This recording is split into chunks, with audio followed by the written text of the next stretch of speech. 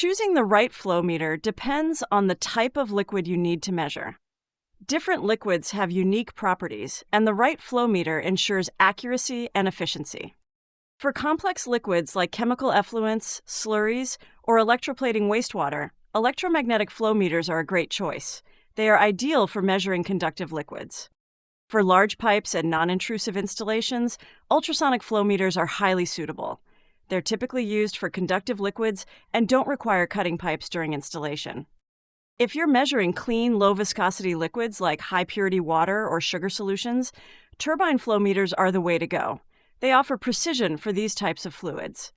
For high-viscosity liquids like glue, syrup, or oil, gear flow meters are best. They can handle thicker fluids without compromising performance.